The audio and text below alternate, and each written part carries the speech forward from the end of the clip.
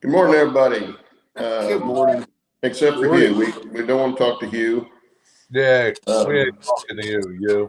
But we're tired of the complaints. Actually, that's very, very funny, Hugh. Yeah.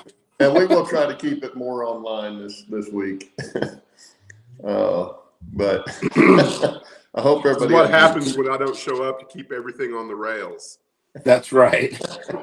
So to speak. Yeah, you just left it to me and Jerry, and I had to get some other riffraff in here, and you know what happens then? This dog goes to crap.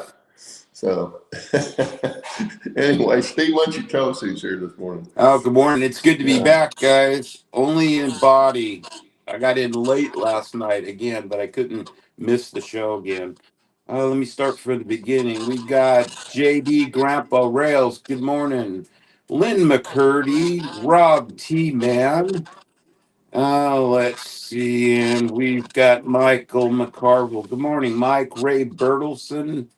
Did I say Rob T. Man? We've got Digger. Good morning, Digger. Scott Baker. Good morning, Scott. Oh, and the TB Minnow. We were kind of teasing you in the green room. Thought maybe Gilligan's Island, except that's the SS Minnow. So, Randy Doman. Good morning, Randy. Chris Drew. Hey, buddy. How are you doing? Hugh Jassel. You're waking us up. Gerald Stewart. And our crazy buddy, Steve Anderson. And Wigwag, DES Multimedia. And let's see who else popped in. Floyd Robbins, good morning, Floyd. And we got Lee, Enfield Road Layout in the Loft, Al Marr. Good morning, Al. Oh, let's see. Did I miss anybody? Container Man, Roy Hardwick. Hey, Roy. How are you? John Marshall just I don't know if I missed anybody, but anyway, it's good to be back. Yeah, well, it's good to have you back, man. Long time no see. Yeah, I couldn't stiff you another week in a row. Well, Bill is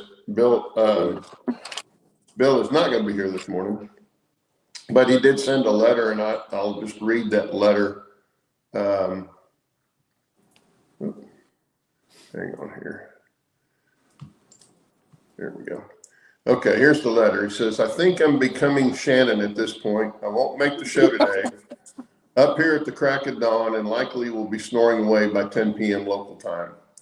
I made some progress though on acquiring tools, spent a little over $1,000 US and have a more or less equipped shop at this point. I will still be buying more tools, but now on an as-need basis. It means I'll be buying a lot more, I think, because I always need more. Sorry for the poor lighting. It's as bad here as possible. One small LED light tube. I will add more lights in the storeroom soon. Tools will come out and I will work where the truck parks. Okay. And do it any time of the year once a year since a cold day here is in the low to mid 70s. You all have a wonderful and Merry Christmas, Bill. And he's talking about this picture that he sent, and let's see if I can get that up here.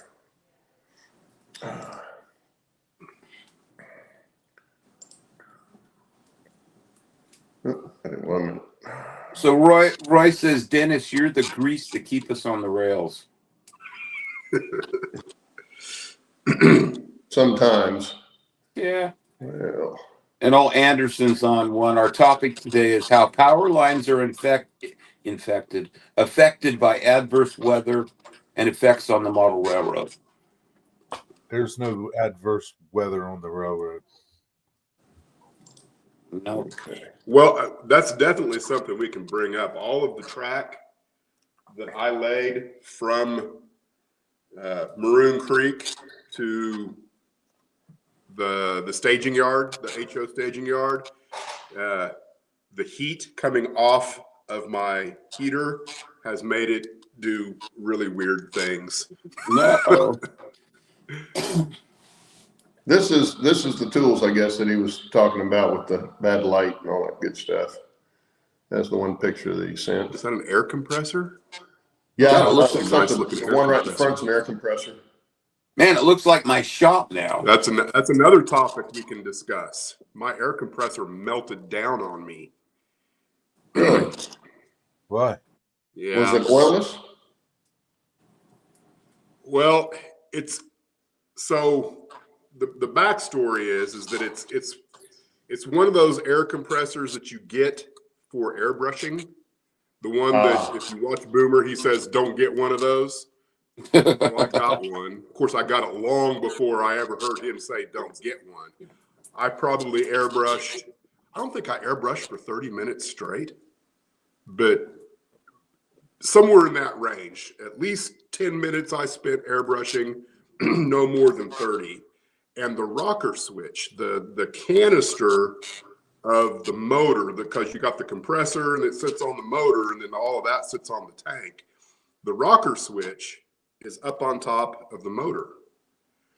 And the guts of that rocker switch, the motor got so hot that the guts in the rocker switch completely melted.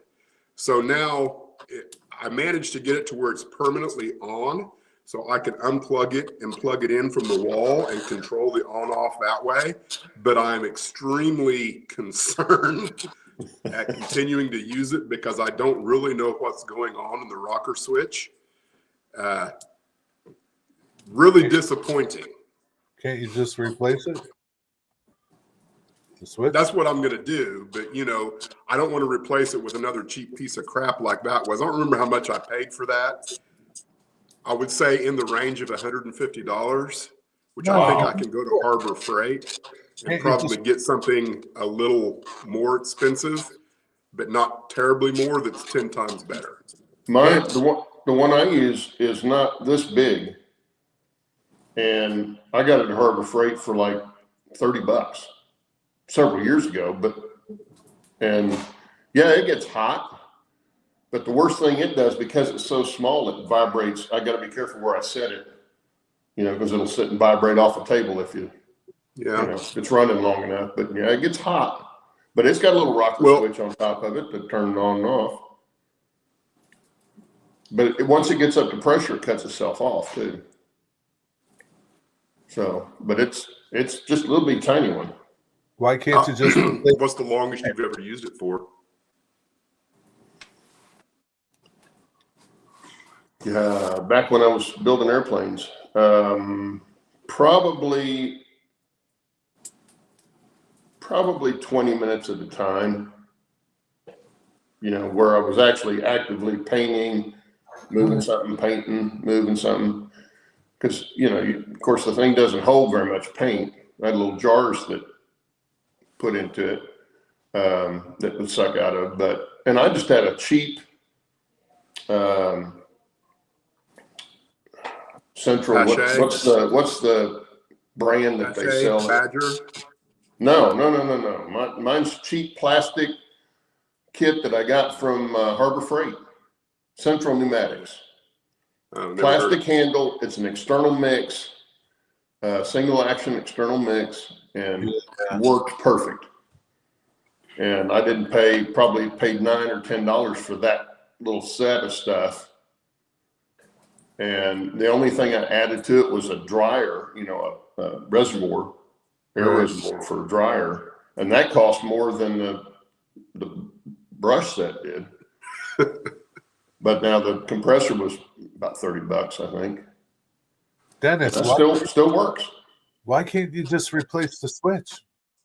Well, I might be able. That's the first thing I'm going to try and do. But at the same time, my ultimate goal, and I don't know if I've even talked about it, but I've created a whole airbrush station right over here.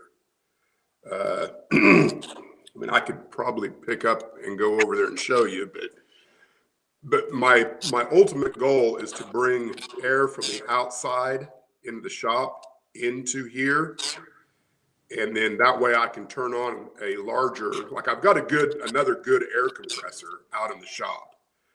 It's just a matter of placement and then getting the air to come into the layout room so that my airbrush can be, goodness, Yeah. I'm sorry. So the airbrush can be hooked up to the air all the time, and I can go out there and I don't have the noise all the time. And then I'm also going to come into the layout room with my ventilation system so that I can suck all of the air out that I'm airbrushing. That's What's all in the airbrush? works. I asked my wife for some fittings, and I don't think she got them for me. I think I got a pair of jeans. which I'm happy for. Yeah. Sound like a little kid at Christmas. You know. Clothes. Ooh. Yeah, but I was wanting some through the wall blast gates for my ventilation system, dust collection system. That's what I'm going to use. Yeah, I bought some of those little plastic deals for a 4-inch hose, or 2-inch hose. I'm sorry, 2.5-inch hose, whatever it is. I bought some plastic ones from a place that I got my little cyclone deal from, but I made 2 or 3 of the other ones that I use out of wood, out of MDF and thin plywood. Just made my own gates. Yeah. And they work every bit as good. Yeah. But That's a it good depends idea. on, it depends on what you're going to use it for. I mean, how you're setting it up as to whether or not you want to build your own. But it's not, there's nothing really to it. You just got to take 2 pieces of MDF, use the same material that you're going to use for the gate, and make, strip on the bottom, on the side, so it stands off and you can slide it up and down. It works just fine. Yeah. But yeah, you can get those. I get mine at Woodcraft here in town. The ones that I bought here from them. That's where I got my cyclone.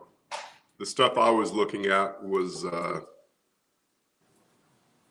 I'll think of it here in a minute when I'm not trying. I can't think of the name of the place. One of those big woodworking outfits. Rockler. Everything you can think of. Do what? Yeah. Rockler.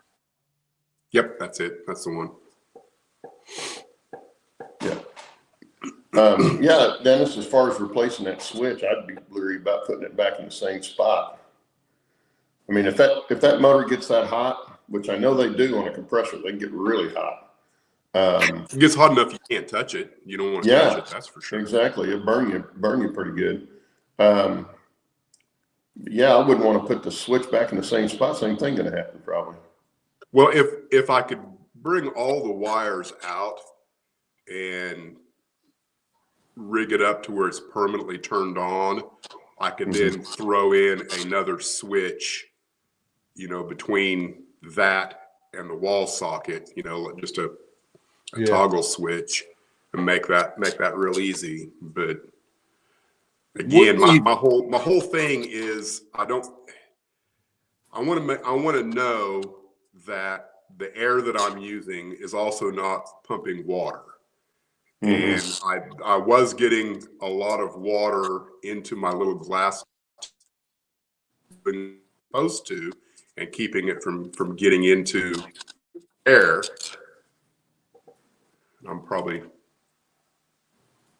You would think a manufacturer would do quality control and run their product for a long time and make sure it didn't melt. Well, my guess is they probably did, but they didn't care. Or somewhere in the manual it says you don't run it for more than 5 minutes at a time. Right. Warning: if you run this for more than 10 minutes, you're going to melt the plastic components that are attached to it. Yeah. Yeah. Well, not knowing the exact design of your compressor, but like I say, that little one of mine, it's got a handle, comes up with a handle on top of it that you carry it with, but the compressor itself is tiny. And the switch is up on the handle, I think, if I remember right. Do me a favor, go in the chat and scroll back and look for John Knopfel's, I think that's how you pronounce his name, comment about he can't airbrush in his apartment. I want to know why. That one? Yeah, why? Why, John? I mean, Too much noise. like my compressor is tiny. You can barely hear it on. I have like a paint booth. I vented outside. Most of the time, you're spraying acrylic paint, so it's like it don't smell. Yeah. Well, yeah, it just depends on what you're spraying with it. Yeah, But, you know, even my little compressor is relatively noisy. You know, it's a high RPM vibration. yeah, mine is quiet. Mine's pretty quiet. And it's been so long since I've used mine because I haven't used it. I've painted a few things on some of the kits that I've built for the railroad, but I haven't used it very much since I quit building airplanes. And as old as I'm getting any more forgetful, I can't remember if that thing turns off. I'm pretty sure it turns off if it gets up to a certain pressure until you hit the trigger again, or it bleeds off somewhere is the only way it would kick back on. Weird. Cynthia will have to ask you, doesn't it? Yeah, it's There's your answer. there's definitely a learning curve to making use of one, and It's not that hard. done a lot of watching, you know, YouTube content on this, that, and the other. I mean, the spectrum on how to do it is pretty wide. I've been doing the boomer method of using Tamiya and alcohol. I had no complaints there whatsoever. That absolutely seems to work wonderfully. You know, as far as the air pressure goes and the cheap airbrush versus the named airbrush and all that kind of thing, I can't really, I don't have an opinion, I guess I could say about that, because I've really only ever used one airbrush, so there's no way I could know. I feel like in my own experience to this point, I've had better luck at PSI lower than 15 pounds or right at 15 pounds. I've heard lots of people say that, you know, 20 to 30 pounds. I have not liked doing that at all. I think now, that's too high. it might make a huge difference as to which airbrush you're using. You know, maybe if you've got an airbrush that likes that, I don't know. But I feel like I'm having better luck at about 15 pounds of pressure. So here's my suggestion, right? To anybody that wants to try airbrushing, get all the stuff, get a piece of cardboard, and play around. Yep. Yeah. Right. Play with your pressure, play with your paint mixture, all that kind of stuff, and you'll get into a spot where you feel comfortable with it and like what's happening. It really. Lindsay took a class in airbrushing. The only thing he learned was they're hard to clean. It really This is why I got an external Not with mix. alcohol. Well, this is why I had an external mix, because I used to have a fancy double action internal mix, and it was a pain in the ass to clean. It was a real pain in the ass to clean. If you use because of the way Tamiya it's and built. alcohol, I mean, other than the fact that you have to do it, you know, but if you figure out how much paint you need, you know, if you can kind of accurately predict, I need this much paint in my inkwell or whatever they call them, you know, and you use that much, the second you run out and you're through, you pour alcohol into it, which is not very much. You spray the alcohol completely out. Then I pour a little more alcohol in. I got a paintbrush. I run the paintbrush in. I run it out again. I take my well out. I run a clean cloth through it, and then I run a little more alcohol through it, and I'm done. And I've had no issues whatsoever with the airbrush after that. It's just because I have used other paints prior to the alcohol Tamiya thing, and I agreed. I hated, you know, cleaning it and all of that stuff. It's just so simple and so easy, and you know the results you get You know, this is all Tamiya, except for the weathering process. But It looks really good, Dennis. What is that base color? it's Tamiya sky blue with Really? just a touch of flat aluminum, I think. Just enough to give it a tiny bit of sheen, but not too much. And really, it didn't. I probably could have completely not even used the sky blue, but Is that more blue to you? It looks white to me, like dirty. well, it's kind of a gray blue is what I would call sky gray. I think is the color. I may have misspoken what the color actually. I think it's sky gray. Okay. I use blue because I associate blue with sky, but and then the rest of this is just I use golden. This is raw umber. I used it completely watered down, wet on wet, and Is that then a little bit of. Is that golden Shadow rust. This has got just a little more red in it, and pretty much I use like 3-4 colors at the most on this. They're all. I'm pretty happy with the way it turned out. Yeah, when I saw the picture that you posted, I think it was on Facebook. It was like, well, that looks just like that building right there behind him.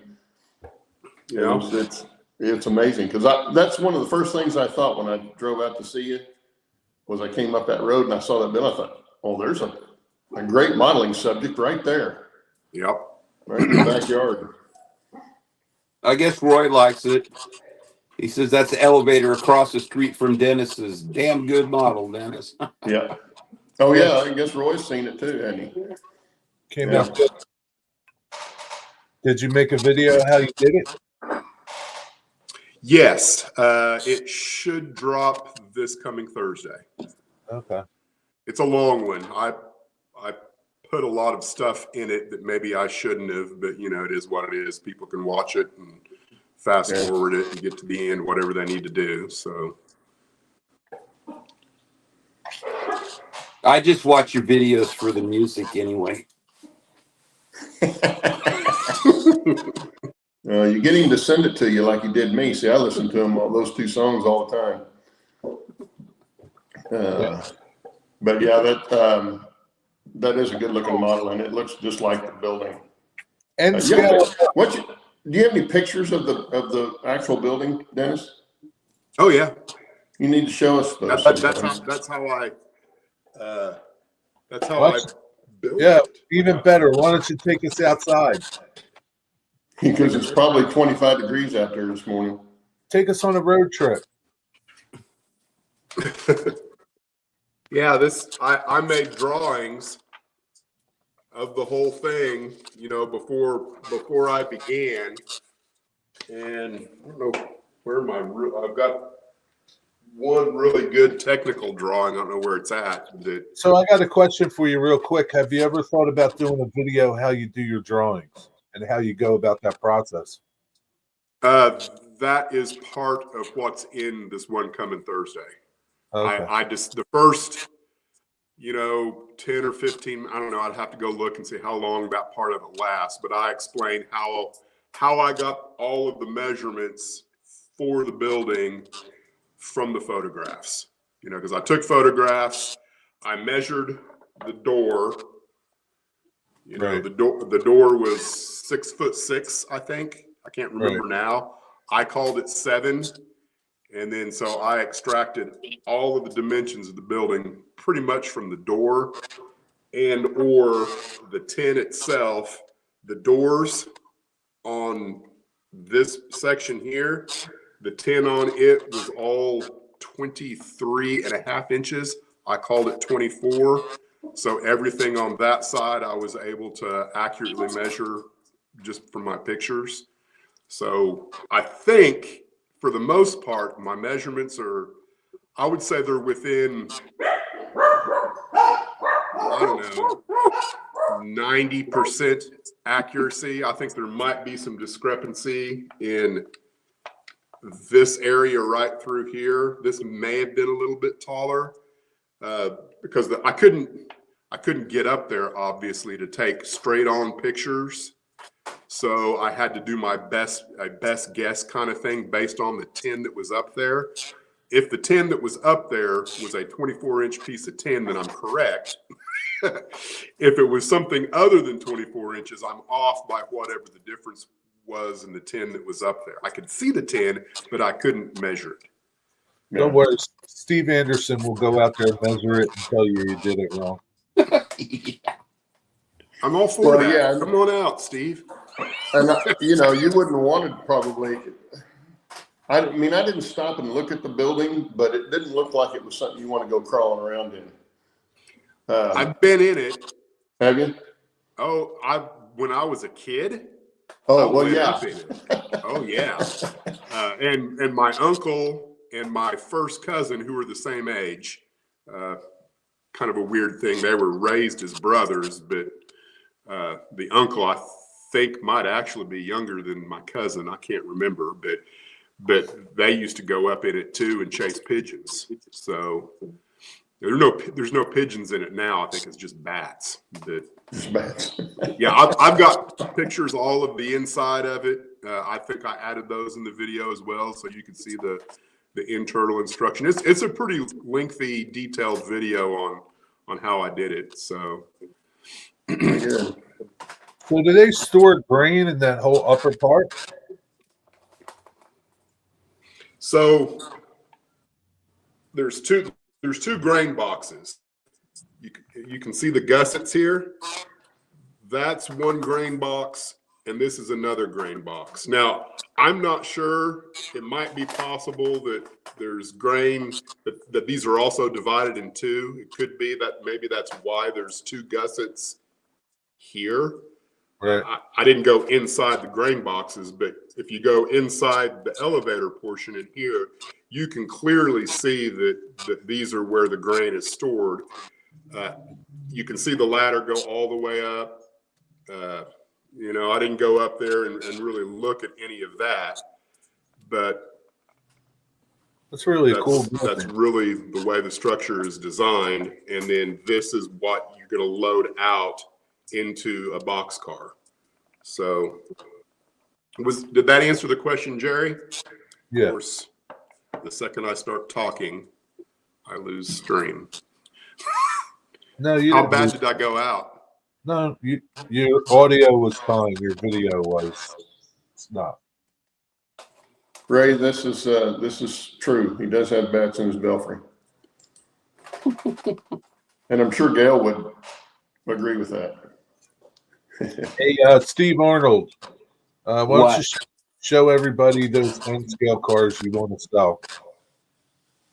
Well, I was just kind of going through them.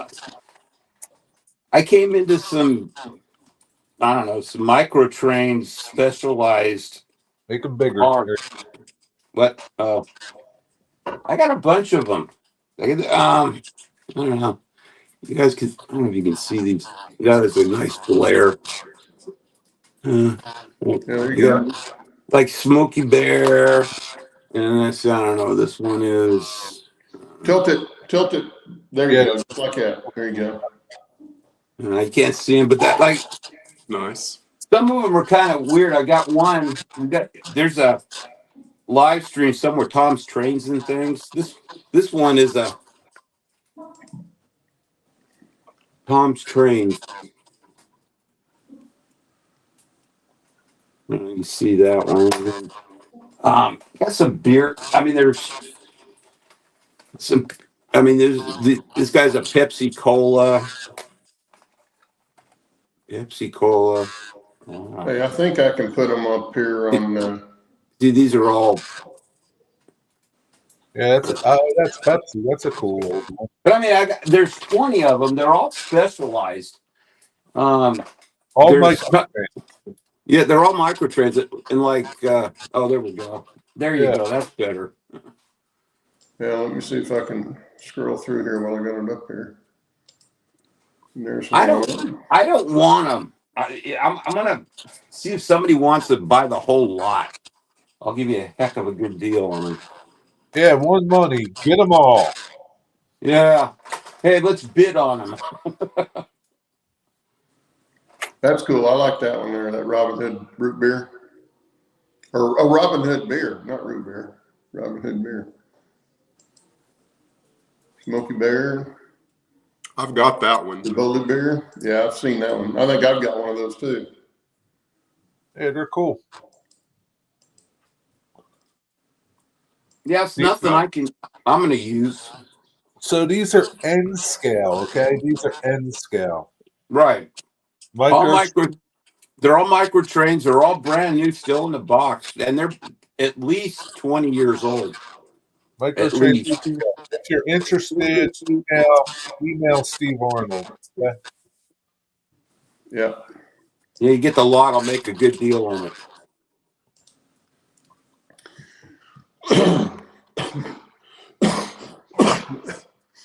Excuse me. But anyway, that's Yes, it's N scale.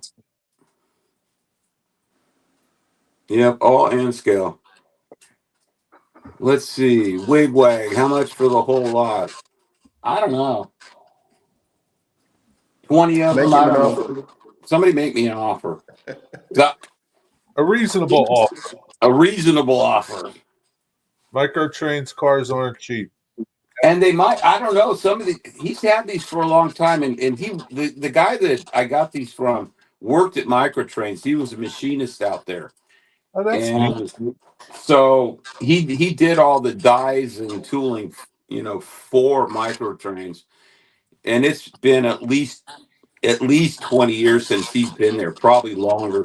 So these are all, probably, well, I don't know. There might be some that are worth money. I don't know. I have no idea. Is micro trains by you? Yeah. Yeah. It's out in Talent, Oregon. How Yeah, far we're is close to Medford, isn't it? Yeah. They're probably 45 minutes from my house.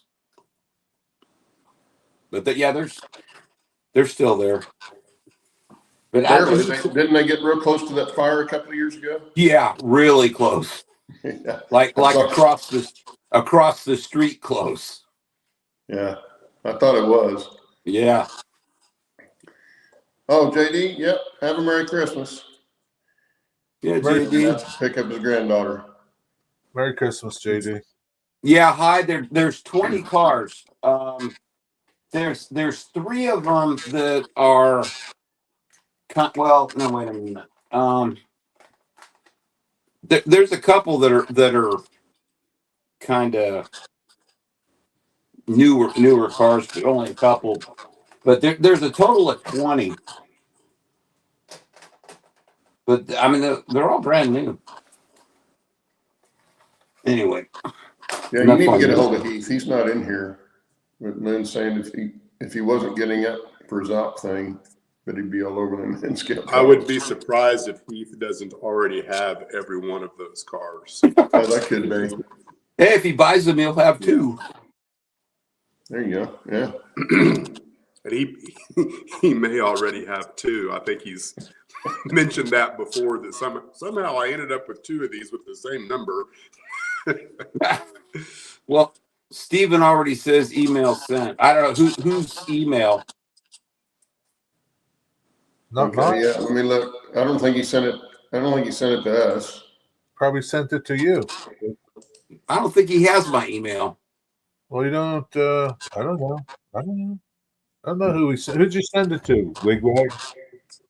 He said it's incoming to you, Steve. He's asking. Your email on your channel? He's asking me what your email is. I don't think so. I'm trying to remember what it is because I changed it. The other one is no good. I think it's SL Arnold 254 at gosh, I think it's hotmail.com. Let me look and see it. Let me look. I think that's what it is. I changed it. Wigwag says he's waiting to get it from you, Jerry. Well, I don't know it. What makes you think I know it? Let me see here. I'm going to look and see. Okay, my email is slarnold254@outlook.com. Highest bidder gets them.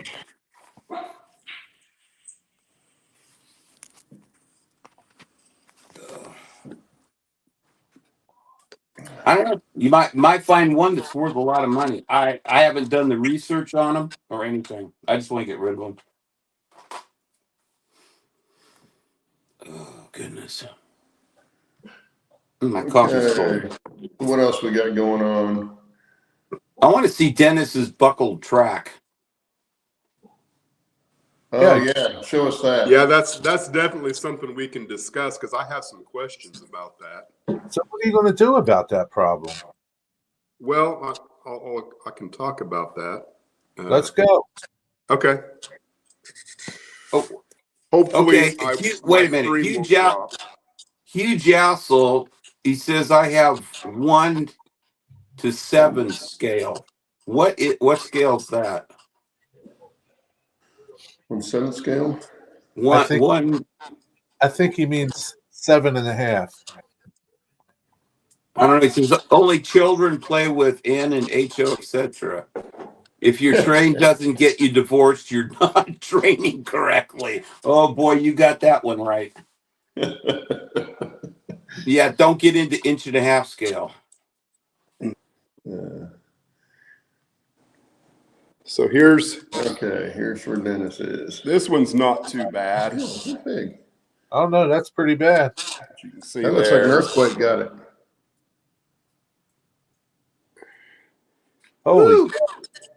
Holy moly, yeah. Yeah. Earthquake got that. So my understanding is in the winter time, things are supposed to get colder and contract, but I have maybe it's that way for everyone where you turn the heat on and maybe there's also something to do with the humidity in the room, but that's what's causing it. Now, my plan is just, right here through this straightaway, I'm just going to cut the rail and remove just enough of the rail that it comes out. Both here, kind of right in the middle, because I've got a joint here and a joint there. So I plan on doing it right in the middle, then introducing rail joiners here. And then I'll do the same thing down here where, this is right at a joint there. And then my next joint is there. So right here in the middle somewhere, I'll cut and introduce rail joints. Dennis, I got a question. Is that just coincidence that all happened on an S curve? Would that have done the same thing if that track was all straight? Or probably not. All I can say for sure is that I have not had that happen on any straightaways, but I have very few straightaways on my railroad. Wow. Even all of my yards are on a gentle curve of some kind. This might be the longest length of straight track I've got anywhere. So it happened here in the first year that I put this in, right through here, it happened real bad. I fixed it. I think I actually fixed that twice, and it hasn't happened again since. And then there's another spot over there that the same thing happened to. Now, I think you have to remember this, right? All curves are under a lot of tension, no matter what, right? There's a lot of tension there. Now, this turnout also, for some strange reason, has come completely out of gauge. And it's a really weird thing because this has been here. I think this is the second winter this turnout has been here. It's never caused me any problems. But for some strange reason, this year, it went completely out of gauge through this area. So I need to do a little work on it. And So- then Here's a guess, right? Just because you don't have any ties keeping it in line.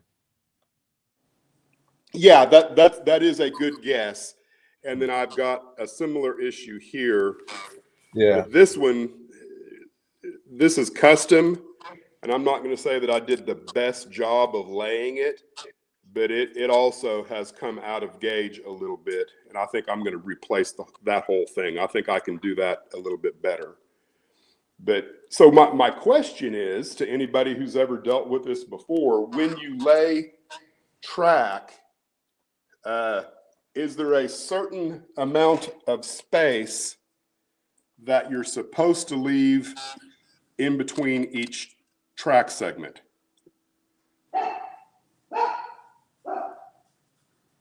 Hey, Dennis, Lynn wants to know if you've had any drones flying over your layout lately. If I've what? Had any drones flying over your layout lately? If I have, I haven't captured it. I haven't witnessed it with my own eyes, but there's a chance that could have happened, I suppose. Okay. Yeah, Lynn wanted to know. Okay. Does anyone know if there, are you supposed to leave like a credit card's width of distance between? Yeah. Something probably. Who knows what it is? I mean, I don't think you can go wrong with anything within reason. I mean, not like a quarter-inch gap or The thing I did with that though is that because I was working with S curves, I soldered everything first and then moved them around, which I expected this to happen. It's not like I went, oh no. It's like I knew within reason that was going to happen. Hopefully I can fix it once and that will take care of it. Dennis, could you use an expansion joint where the rails move, I mean, like 2 points together where they would slide this way? Does that make sense? No, I soldered everything except for, because it's one electrical block for block detection. I've got plastic rail joiners at each end, but everything else is soldered. But what I'm saying is the normal joint is butt to butt, rail to rail. Do one where they slide. That's what I'm going to do. When I cut it twice to fix both of those spots, I will make sure that there's some expansion room there. That's why I was asking is the standard, should it be like one credit card's width? If anyone is aware, I'm curious. Because the thing I'm concerned about is if I put in a splice there, if I put too much, when I turn the air conditioner on this summer, am I going to end up with a gap that's too big? What should I expect? How much expansion and contraction? How much is it going to pull back this summer when I turn the air conditioner on? I would say like a 30-second, right? 16th at the most, right? And then, it's going to expand that much and contract that much. You know what I mean? Well, and I think somebody said it in the chat, instead of just one or two expansion joints, do several along a long stretch like that. Yeah. Now that's going to require you to put drops in or jumpers across the gaps.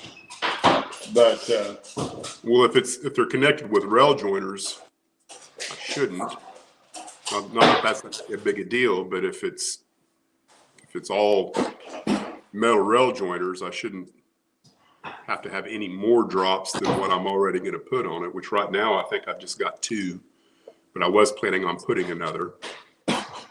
If you have a problem, you put one. Yeah. Yeah, well, that's one reason I don't mind having mine inside the house, because I can keep it controlled that way. I've never had that problem. on any of mine. At least not anywhere I've seen. Now, it could have happened inside the mountain maybe, but it shouldn't because it stays the same temperature as the rest of the house. Very, very little fluctuations. Right, which I like right now I think I've got it at 60, 62 degrees in here, I think. Maybe it's 66, but the thing is I can't keep it 66 year round. All right, 66 is way too cold for me in the summertime. So there's going to be about 10 degrees difference, give or take, from summer to winter. All my problems begin when I turn the heater on. I didn't notice any change coming from winter into summer when I've turned the air conditioner on. But I generally, if I'm going to have problems, it's usually within the first month or so of turning the heat on. Now, is that a result of that being right under that unit where that hot air is? I think that's a contributing factor. I think its proximity is part of it. Okay, well, TB Minnow had a good idea, something to diffuse the heat, as opposed to just going down on your track, direct it up and out. Yeah, make up a cardboard funnel or something. Tape some cardboard on there. Eventually, I will have scenery there and a valance. The valance, I think, by its nature, will have to be underneath the heater. That's definitely something I will consider when I do that. Can I deflect it up? Because, of course, your heat always goes up anyway. But yeah.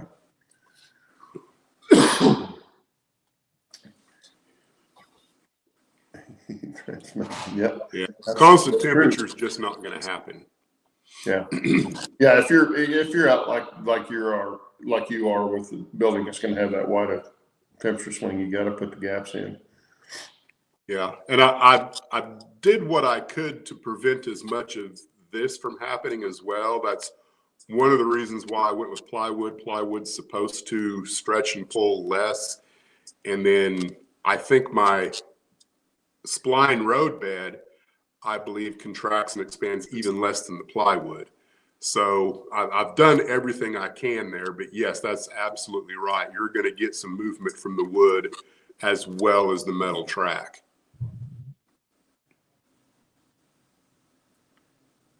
Hi says, don't trust rail joiners. I don't know if he's talking about for connectivity or for holding the track. I'm sure he's talking about for conductivity. Yeah, I don't either, but I don't trust them for getting the power through, to the other side. But it should help. I think it depends on the rail joiner. Say again? I think if you use micro-engineering rail joiners for micro-engineering track, I've never had a problem. Yeah, they're pretty tight.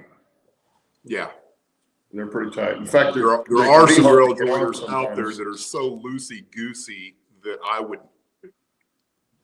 even this, I think, is a problem with some of those rail joiners, but micro-engineering I've never had an issue with. Flange clearance can be a problem with some rail joiners I've seen. And but the micro-engineering rail joiners are really good. Just like so recording. Yeah.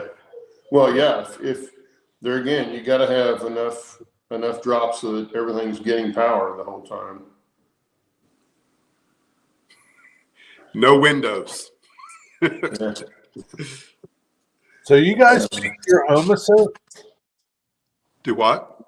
Randy Dorman says he paints his Doman. He paints homosote. You paint homosote?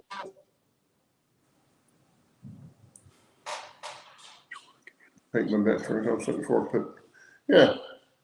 I've got paint on homosote. So you should paint it. Well, you can. I mean, there again, mine's in a place where it's not going to have that problem unless, right? Unless we were to move out of the house and somebody shut all the air and stuff off.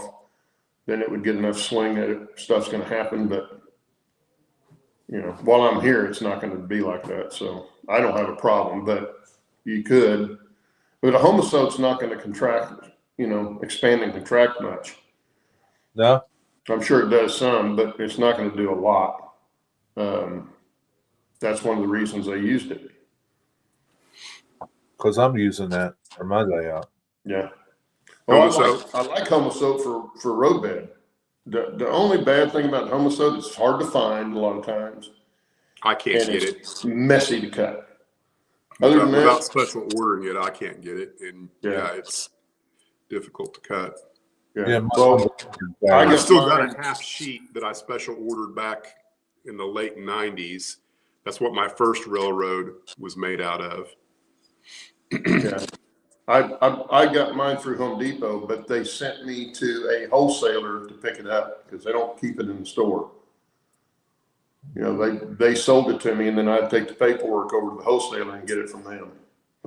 So, and they only had, at the wholesaler, probably only had 3 or 4 sheets, and I was getting 2 of them. Wow, my lumber yard must have had like 25, 30 sheets of it. Yeah. Well, you Yeah. know, East Coast is a lot different than Tulsa, Oklahoma. I guess so.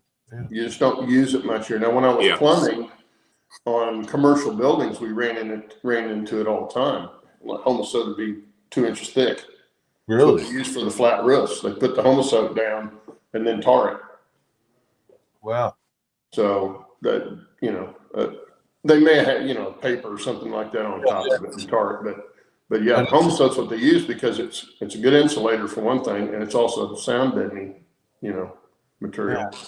But it's perfect for model railroads, other than it's messy to cut.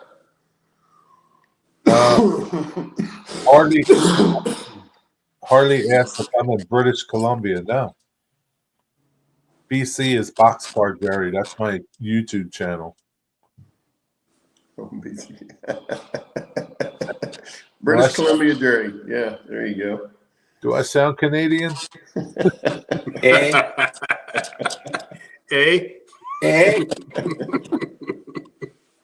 I don't know, when you talk, does your head come up like you Like on South definitely Park? sound New Jersey to me. Yeah. No, that's okay. He's been called worse. Yeah, I've been called worse. It's all good. Hey there, eh? Yeah, they're A. Yes. Yeah, Stephen. Oh, how much time? We got about 6, 7 minutes left, guys. And that went by quick. Sure did. Man, I Yeah. can't believe Well, it's always, it's Christmas. Crazy. yeah. It was just Thanksgiving and Halloween. Yeah, Yeah, well, nothing. here in a couple of weeks, it's going to be 2025. So Yeah. Thank God. anyway, yeah. So we got any other questions? Nobody got any questions? Okay. Oh, I was going to ask, I've got some Athearn. Look, I've got an Athearn locomotive, F3 unit that I have to change the coupler on. I don't think it's going to be a problem on that. I think I can change out, and I don't know if anybody's done this, changed out the Athearn couplers for Katy couplers, because I have the Athearn arch roof passenger cars that have the same couplers on them, except they're the truck mounted couplers, which I don't think it'll be a problem. I mean, it doesn't look like it'll be a problem, but I haven't got into it yet. But I need to change all those because the Athearn couplers do not stay together very well. There's a place, and I'll have to get inside my mountain and see exactly where it's coming loose, but there's one spot in there where almost always uncouples at some point in a 3-car train, 4-car train. But I know it's got to be those couplers because I have trouble sometimes getting them to couple up. So I want to change them out for Katie's, which I have. I just didn't know if anybody run into that and had changed them out. I'm hoping it'll work. Trucks and couplers are probably the 2 things that I dislike about the hobby the most. Yeah. Dealing with getting a good working coupler and or finding, it might be different in standard HO, but like trucks are, it seems to always be an issue. Yeah. Oh, here goes. Steve says on Katie's website. There you go. I've got a whole bunch of Katie couplers and stuff that I bought, you know, in bunches off eBay for a pretty good price. They're all brand new, still in the bag, still in their packages. But I have not gone into looking at what's going to fit what. But I know I need to change them because the Athearn couplers, they look good, but they just don't stay together. Does that, when you say the KD site has a list of locomotives the couplers go to, is that also inclusive of locomotives with a cow catcher? That's another one of my number one pet peeves. I've got 2 locomotives that have cow catchers that the coupler doesn't extend far enough out that I can reliably switch, you know, making use of the front end of the locomotive. Does anyone know that? I'll just go to that site and see if you. Yeah. I'm doubtful that will be available for information. I don't know.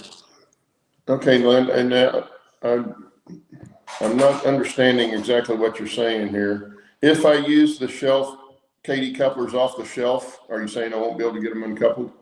No, they make a shelf coupler. It's called. Oh, okay. Well, won't be able to get them uncoupled?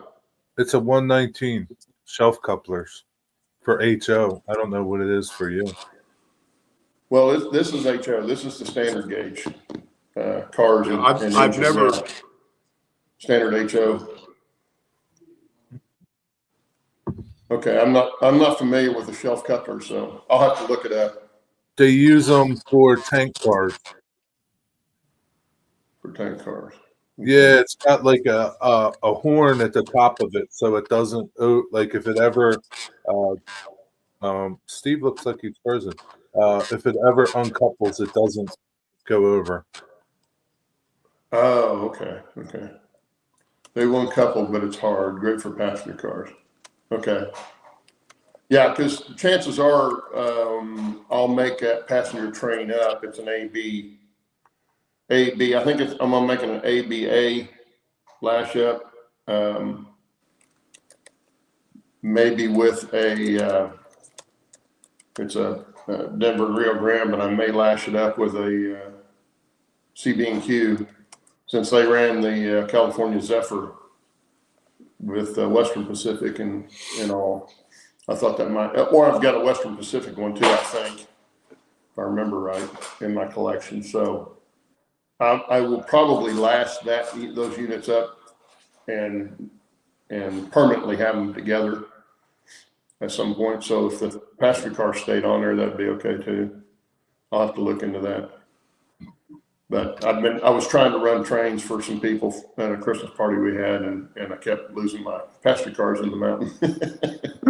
Of course. They'd go in all together and only the engine would come out. So, and it wasn't coming off the track. It was just uncoupling. So I've got to get in there and find out why it's doing that without derailing or anything like that. It's just They're uncoupling at the engine and all staying together? Yeah. Well, sometimes it'll uncouple between the passenger cars. Oh, wow. Yeah, it's not a constant, definite thing. It changes, but I can't imagine why it's uncoupling in the area that it is without without derailing. Usually, if you get cars uncoupling all the time, they're either you're pulling too much load on the couplers, or you've got a problem with the track where it's coming apart. But you'd think it would derail. I don't know. I may have too much vertical motion in there and it's just sliding out at one spot. I don't know. Yeah. I'll have to get in there and do it. And I've kind of been putting off getting in there because it's, you know, physically much tougher to get in and out of it now than it used to be. But I'll have to do something. Anyway, that's our hour, guys. Thanks for everybody being here today. Have a And Merry Christmas, everybody.